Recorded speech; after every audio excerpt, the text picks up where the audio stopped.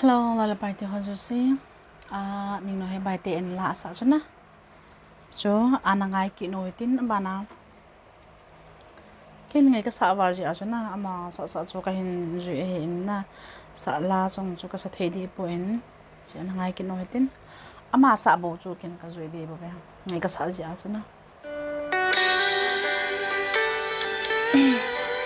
Chỉ kêu kêu lăng gam ai hin. So agam le amu to hin ka vat ka le kalung asi in na asunga mi ho jong ka het ngan hi in na kalung halen na non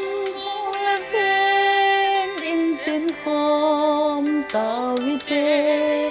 lei lut nan u le nào ki khan pu te song pi song chang ki te ton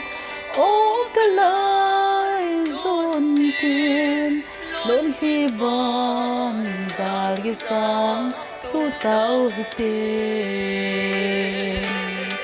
ô ngay lút na gây hôm tu sang lại khăn na ra khom đinh cái nô mê vai cuốn khát na vai cuốn na vai phong khát na vai phong na ô đam tuy dần alone không cần ôm em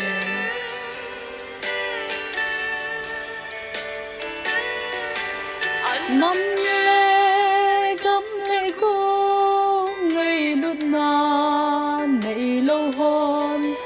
sam na le thil palung in na vapo pathin nei lo chung ngei lut na nei thi poi an na to in a hin phong do zita ong ngei lut na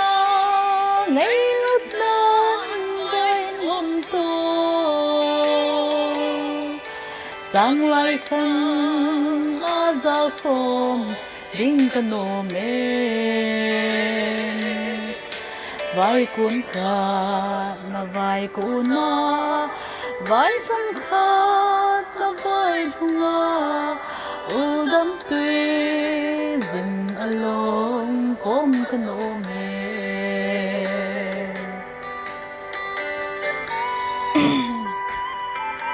asanu he na ao zong ngai in chule ala zong he ngai ka sa in na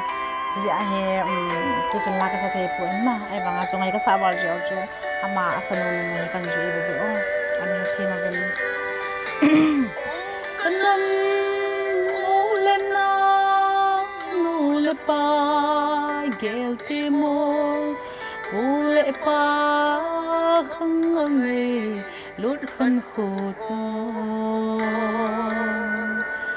hay ra vai tham tay mô câu kia cơ nô mê hông kia lê tam khăn khô lụi chênh hồn ô ngay lút na với hôm tô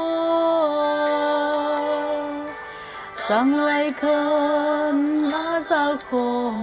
đinh cái nô mê vai lun khát na vai cuốn na vai lun khát na vai lun na ô đam tuy dừng alone không cái nô mê đam tuy dừng alone không cái nô mê ngày vào ngày cái sao vào gì nghe cái gì vậy